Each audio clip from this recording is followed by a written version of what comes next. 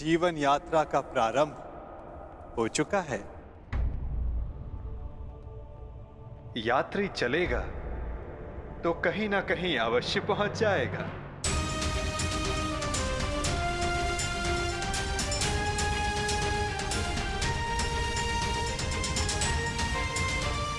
मुझे नहीं ज्ञात कि मेरा लक्ष्य क्या है, नहीं ज्ञात कि मैं संसार में क्यों आई हूं, नहीं ज्ञात कि मेरा जन्म क्यों हुआ। जिस यात्री को ना लक्ष्य ही ना ज्ञात हो, वो कहां पहुंचेगा?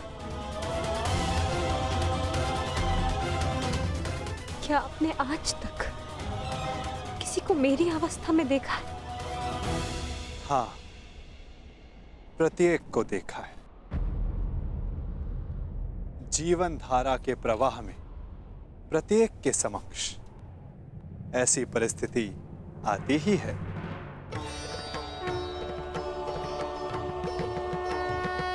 मैं तो ये भी नहीं जानती कि जो इस समय मुझसे बात कर रहा है वो कौन है। मनुष्य का परिचय उसके कर्म होते हैं याज्ञसेनी। नाम तो उसके स्थान, उसके वंश, उसके रूप के अनुसार रख दिए जाते हैं। परंतु तुम्हारी उत्सुकता को शांत करना भी आवश्यक है। तुम द्रुपद की द्रौपदी हो तो मैं वसुदेव का वासुदेव हूं। यदि शामल होने के कारण तुम कृष्णा हो तो मैं कृष्ण हूं। परंतु यदि इस समय कुछ सबसे अधिक महत्वपूर्ण है तो ये कि तुम चिंतित हो और मैं तुम्हारा शुभ चिंतक हूं। आपसे वार्तालाप करने का मेरे पास कोई कारण तो नहीं है, परंतु आपसे बात करके अच्छा लगता है। आपसे वार्तालाप करके मन को एक विचित्र शांति तो मिलती है, परंतु मन में आए प्रश्नों का उत्तर नहीं। और क्या प्रश्न है जिनका तुम्हें उत्तर चाहिए कृष्णा? एक ही तो प्रश्न है, मेरे जन्म का उद्देश्य क्या है, मेरे जीवन का लक्ष्य क्या है? प्रणाम द्वारकाधीश। महाराज द्रुपद और कुमार दृष्टद्युम्न आपके निवेदन पर अग्निकुंड के स्थल पर आपकी प्रतीक्षा कर रहे हैं। उन्हें कहो मैं आ रहा हूं। मेरे प्रश्न का उत्तर दिए बिना जा रहे हैं वासुदेव। इस समय किसी और की शंका का निवारण करना अधिक आवश्यक है पांचाली।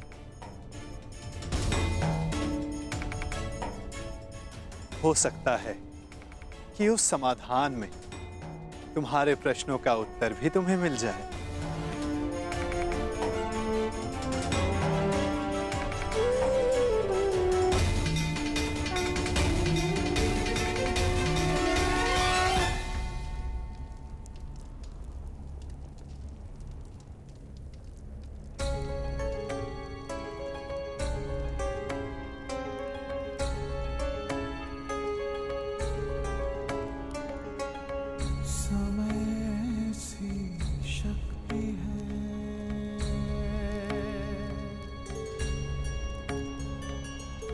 सभी समय से हारे,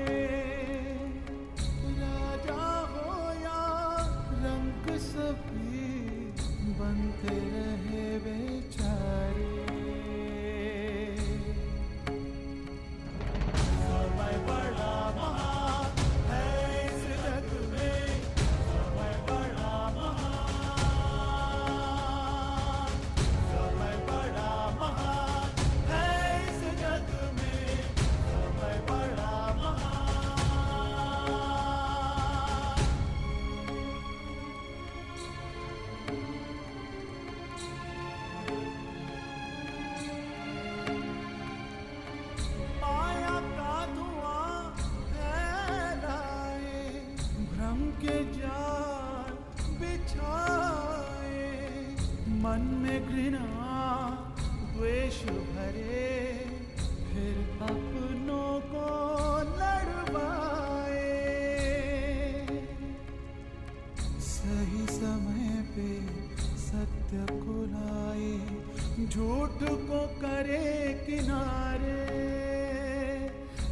राजा हो या रंग सभी बनते रहे बेचारे। समय बड़ा महान है इस जग में, समय बड़ा महान,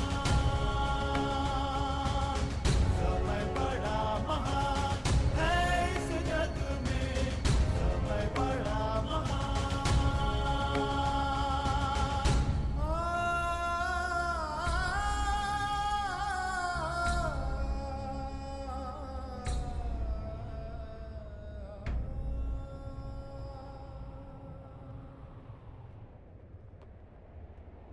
मैं अपने प्रतिशोध के लिए प्रयाण कर रहा हूं। ऐसे में आपने हमें यहां क्यों बुलवाया है? एक परीक्षण के लिए, एक प्रयोग के लिए।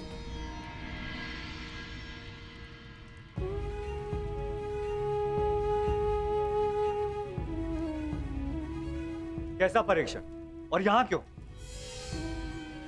क्योंकि ये तुम्हारा जन्मस्थल है दृश्यदुम। इस स्थल को यज्ञ अग्नि ने पवित्र किया है। ऐसे स्थान मनुष्य के पंच दोष सामने ले आते हैं। काम, क्रोध, मोह, लोभ, अहंकार। इन पंच दोषों की ऊर्जा ऐसे स्थान पर धूम्र में परिवर्तित हो जाती है और ये धूम तुम्हारे दोषों का है द्रुपद कुमार। दोष जितना अधिक होगा, धूम्र उतना सघन होता जाएगा। मैं कुछ समझा नहीं वासुदेव। अपने पुत्र के लिए आपका मोह पांचाल नरेश, ये पहला दोष है। मुझे इस बात पर विश्वास नहीं।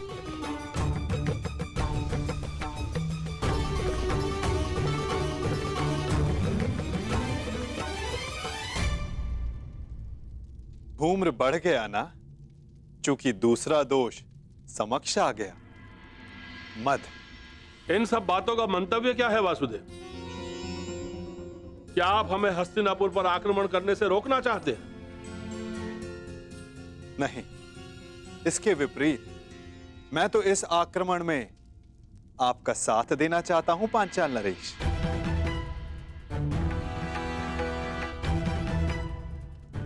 आप हमारा साथ दोगे? यदि आप हमारे साथ हैं, तो फिर पराजय का प्रश्न ही नहीं।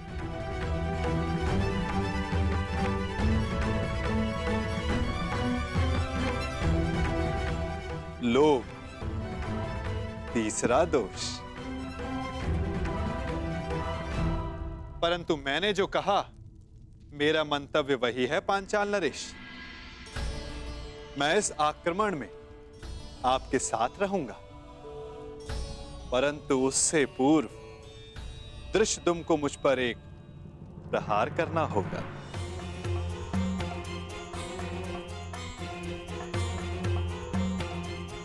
क्या?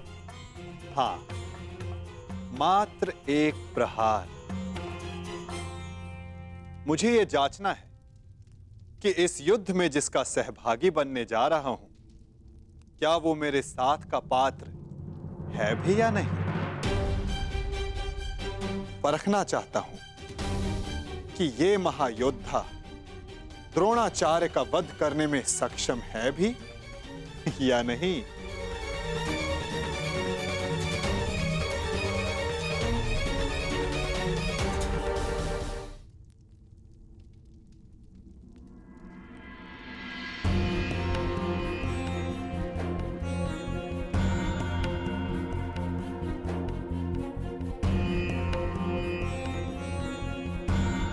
मित्र,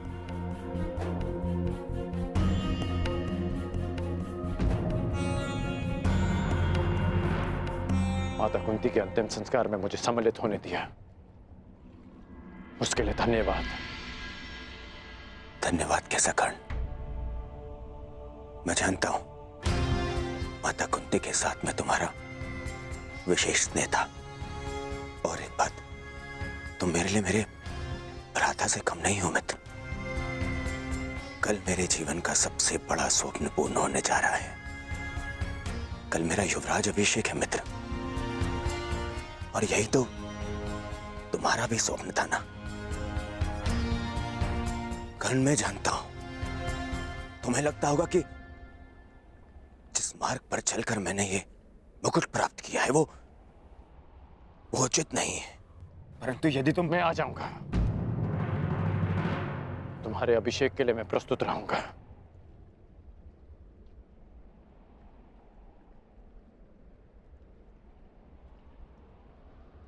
तुम्हें मित्र माना है, और कल राजसभा में उपस्थित रहकर मैं अपने मित्र होने का कर्तव्य अवश्य निभाऊंगा।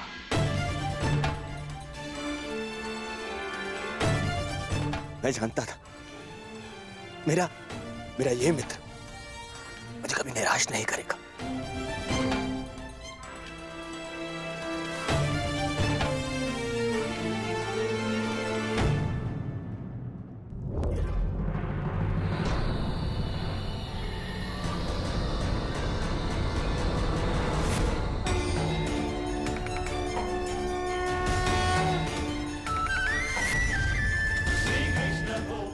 अहंकार एक और दोष। क्या हुआ दृष्टिदुम? आगे बढ़ो, प्रहार करो।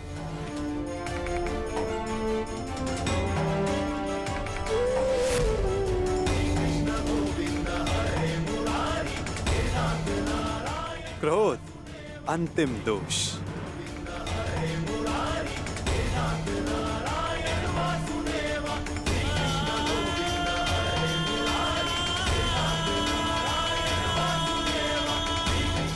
वासुदेव,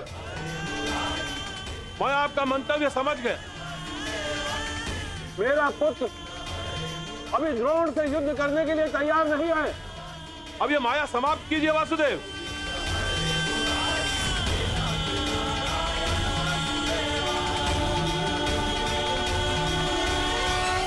माया का बाण छूट चुका है पांचाल नरेश। जब तक सारे लक्ष्य भेद नहीं देता, रुक कैसे सकता है? अब कौन सा लक्ष्य शेष है?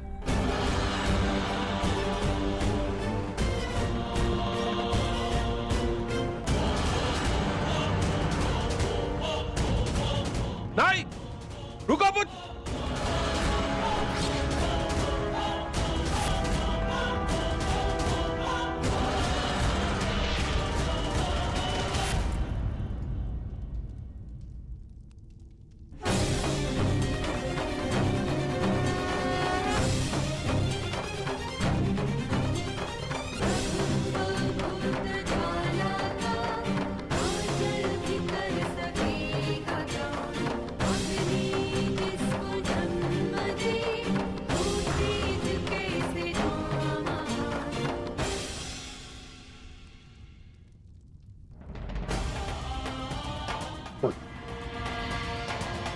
तुमने मेरे प्राणों की रक्षा की।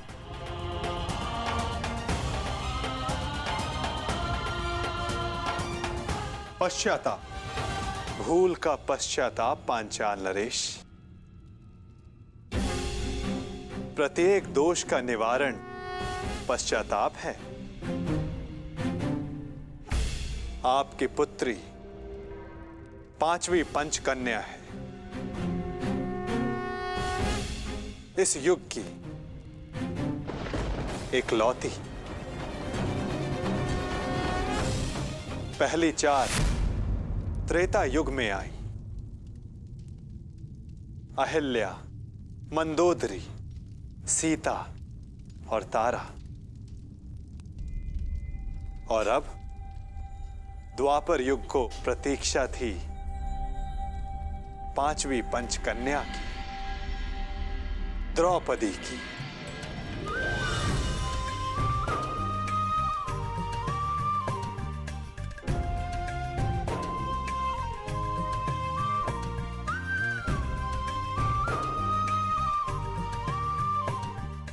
अब तुम्हारे प्रश्नों का उत्तर देने का समय आ गया है पांचाली। मनुष्य के जीवन का लक्ष्य और प्रयोजन भिन्न होते हैं। अर्जुन से विवाह तुम्हारे पिता का प्रयोजन था। तुम्हारे जीवन का लक्ष्य बहुत ऊंचा, बहुत आगे है द्रौपदी। एक बार मेरी दृष्टि से अपने आप को देखो, अपने लक्ष्य को देखो। आपकी दृष्टि में मेरे जीवन का लक्ष्य क्या है वासुदेव? परिवर्तन। केवल एक मनुष्य के जीवन का परिवर्तन नहीं, समस्त संसार के जीवन में। इतिहास की धारा को परिवर्तित करना है तुम्हें। पातक नाशिनी, तुम्हें पापों का नाश करना है।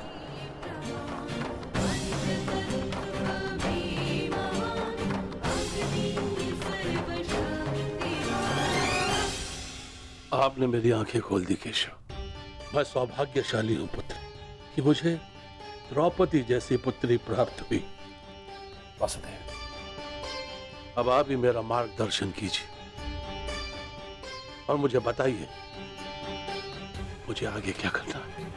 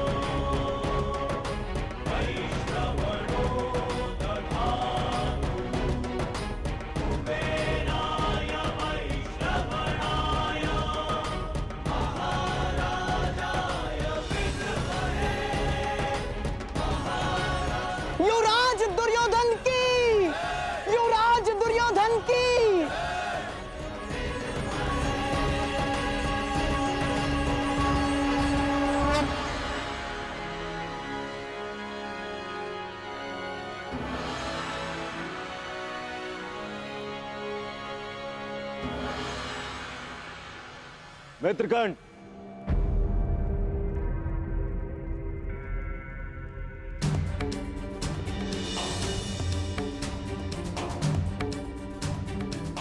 आज मैं बहुत प्रसन्न हूं मित्र, क्योंकि आज मेरा सबसे प्रिय मित्र मेरे अभिषेक में मेरे साथ उपस्थित था।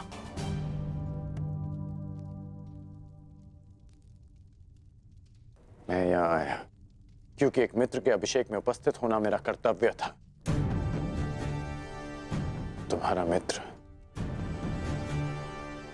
तुम्हें युवराज बने देखना चाहता था और उसकी अभिलाषा पूरी हुई, और हमारे साथ की अवधि भी।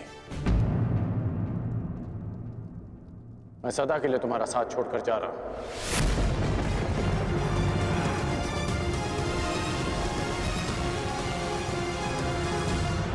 युग बदल रहा है पांचाल नरेश। समय की धारा ऐसी मोड़ पर आ गई है जहां परिवर्तन का प्रारंभ होगा। शीघ्र ही इतिहास करवट लेगा। समय चक्र की अंगड़ाई सृष्टि को झंझोर देगी।